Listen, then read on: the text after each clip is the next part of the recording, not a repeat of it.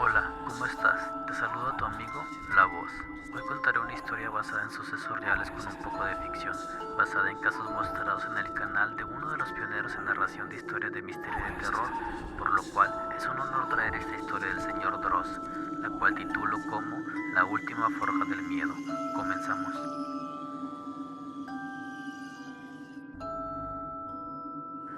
Capítulo número 1. La caja bajo la lluvia.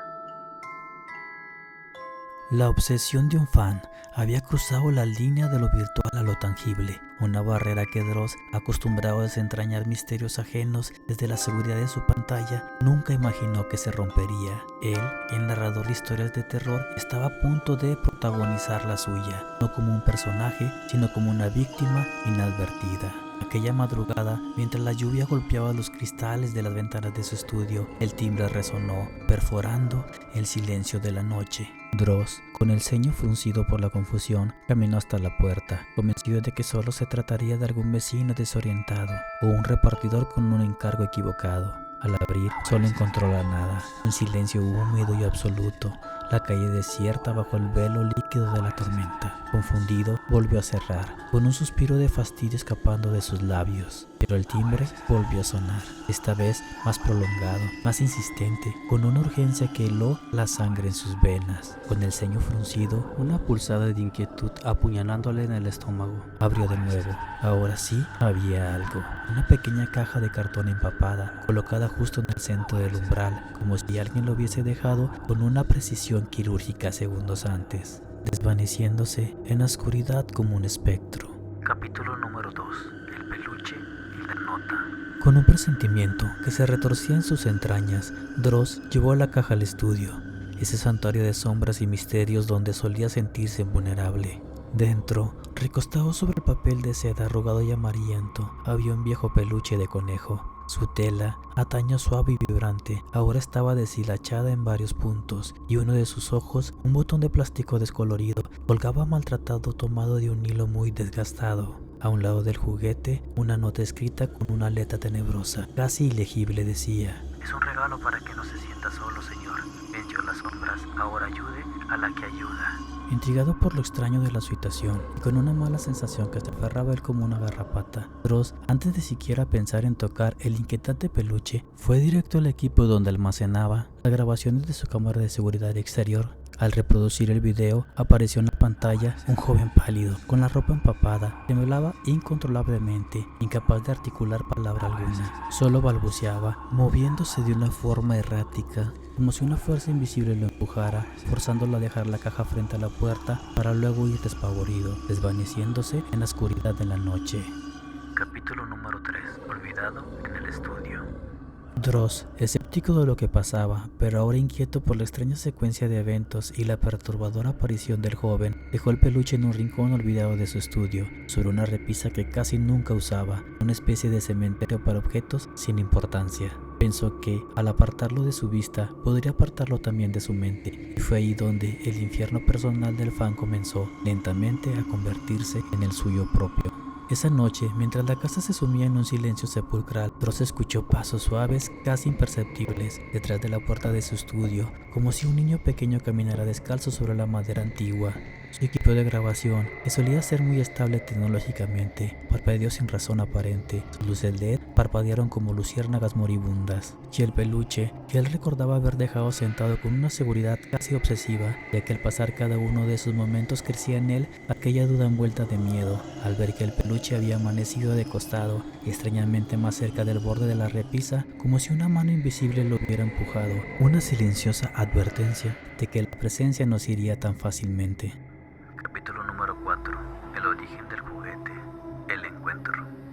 El joven que entregó la caja, cuyo nombre era Miguel, no había actuado por simple delirio de fan. Había pasado semanas enteras en la asfixiante quietud de un hospital psiquiátrico. después de una crisis nerviosa que lo dejó al borde del colapso, una experiencia que destrozó su percepción de la realidad. Durante ese tiempo, aislado, medicado y debilitado por el terror constante, comenzó a sentir que no estaba solo.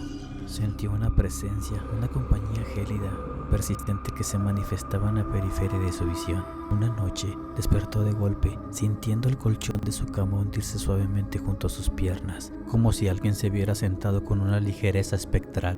Una niña con el cabello oscuro como el hollín y unos ojos enormes e imposibles de ignorar. Es para que no te sientas solo, susurró. Con una voz que sonaba a hojas secas arrastradas por el viento, lo observaba fijamente. Sus pupilas parecían abismos de dolor y soledad, entregándole el maltratado peluche de conejo. Al parpadear, ella ya no estaba. Ningún enfermo de turno la había visto entrar o salir. Las puertas estaban cerradas, pero al día siguiente el peluche apareció bajo sus sábanas, frío y al tacto, como un recordatorio tangible de que aquel encuentro no había sido el producto de una mente enferma, sino una escalofriante realidad. Capítulo número 5. El regalo maldito. La transferencia. De vuelta a su casa, bajo la falsa seguridad de 4 paredes, el joven Miguel se encontró atrapado en un tormento constante que superaba cualquier horror hospitalario. Los objetos se caían sin explicación, rompiendo el silencio con sonidos y sucesos inexplicables, los cuales atacaban su mente, creando inseguridad envuelta de miedo, ahora en su propia casa. Pero eso era solo el principio, ya que ciertas noches iniciaron a manifestarse sombras viscosas y alargadas que se arrastraban por las paredes, deformando la luz tenue, y los susurros se volvieron algo más espeluznantes, siendo ahora más claros y frecuentes, llamándolo por su nombre en las madrugadas, aquella voz infantil y doliente que prometía locura. Sin duda alguna, él lo sabía, ya nada era seguro. La escalada alcanzó su punto más alto una noche, cuando la niña se manifestó por completo en medio de su habitación, traslúcida, temblando visiblemente como si el frío vacío la estuviera consumiendo. Ayúdame, no puedo irme sola, rogó con una desesperación audible. Miguel, al borde del abismo y convencido de que Dross, el maestro del misterio y la investigación paranormal, podrían confrontar a la entidad, debió encontrar una vía de escape. Así nació la idea desesperada de entregarle el peluche, pensando que de esa manera, transfiriendo el objeto de conexión, podría deshacerse de la terrible maldición que lo había consumido. Capítulo número 6. El tormento en la casa de Dross, el faro espiritual. Al recibir el peluche, la niña, o más bien la energía atrapada a la que estaba ligada, se enlazó a Dross de forma inmediata y poderosa, como si él fuese un faro espiritual inesperadamente encendido. Los susurros, antes exclusivos de la casa de Miguel, comenzaron a replicarse en el silencio de Dross, llamando su nombre con un eco espectral. Sus luces se encendían y se apagaban sin control en plena madrugada. Los electrodomésticos se volvían locos. Las cámaras de seguridad captaban sombras breves, las cuales eran demasiado rápidas para ser identificadas, pero innegablemente presentes, llevando con ellas mucho misterio y terror. Pero Dross, utilizando su instinto de investigador y su profundo conocimiento del oculto, descubrió algo mucho más profundo que un simple fantasma vengativo. La niña no era un demonio, ni una entidad maligna, era un alma atrapada que solo necesitaba ayuda, llena de carga, vacío y soledad, pero con la capacidad de conectar con otras almas perdidas del bajo astral que buscaban desesperadamente el descanso. Y ahora, impulsadas por la conexión de la niña y atraídas por el aura de Dross, todas esas almas veían en él la luz, una última desesperada esperanza para cruzar el velo. Capítulo número 7. El panteón espiritual, el sueño lúcido.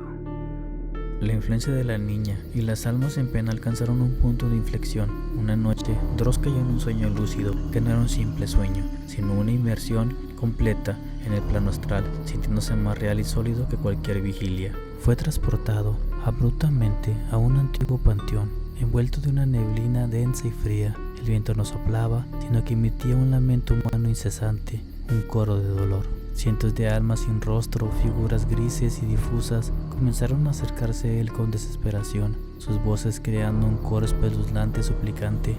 Ayúdanos, tú puedes, eres el ancla. De repente, el escenario se torció en una pesadilla claustrofóbica.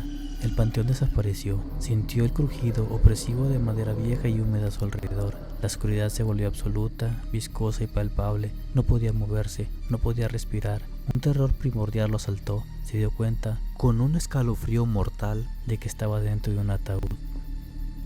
Capítulo número 8. El ataúd comunitario, la prueba de la tierra. La atmósfera dentro de la caja de madera era densa, húmeda, impregnada con olor dulzón de la tierra revuelta y la descomposición antigua. Era una presión física que aplastaba sus costillas. Al intentar mover la pierna lleno de miedo, tocó algo frío y duro. Era otro cuerpo, y al extender la mano encontró otro, y otro más. Horrorizado, Dross comprendió que no estaba solo en su tumba, estaba en un ataúd comunitario, un nicho improvisado donde los cadáveres habían sido acomodados grotescamente, como maniquís olvidados en un oscuro almacén. En un acto de reflejo, buscando alguna luz entre los restos, logró encontrar una lámpara pequeña, pensando al mismo tiempo lo irónico de la posibilidad de que aquella lámpara estuviera allí entre los cuerpos, pero sin más y sin dudar, la encendió. La luz débil reveló los rostros demacrados y muertos, con las cuencas vacías mirándolo fijamente, como si esperaran que él, el único vivo, hiciera algo por ellos. Gritó y gritó, hasta que su voz se rompió en un graznido seco, un sonido que resonó en el confín de su mente, y despertó bruscamente en su cama, empapado en un sudor frío, con las manos temblando incontrolablemente. El mensaje de las almas era muy claro y inequívoco. La niña necesitaba una guía, y el camino para liberarla sería una prueba espiritual tras otra. Capítulo número 9. La guerra contra el oscuro. Los aullidos espectrales. Decidido a cumplir con la misión que le había sido impuesta, Dross preparó para iniciar un ritual de paso, un intento de guiar a la niña y a las almas errantes hacia la luz que tanto anhelaban. Sin embargo, su incursión en el bajo astral y su repentina visibilidad como faro no solo atrajo a los desesperados, también despertó a entidades oscuras, demonios antiguos y guardianes territoriales de almas condenadas que consideraban a Dross un invasor. Estas criaturas comenzaron a rondar su casa utilizando la táctica que mejor dominan para infligir terror, el sonido. Noche tras noche, aullidos espectrales de perros fantasmales y desesperados retumbaban alrededor de su hogar. El sonido no era físico, sino una vibración psíquica que penetraba sus huesos. Los viejos textos ocultistas que Dross consultaba en su frenética búsqueda de respuestas, donde le advirtieron una sola frase: los aullidos previenen la muerte o la anuncian. Estaba en una guerra invisible y sorda. Capítulo número 10. La línea que no debió cruzar. El engaño.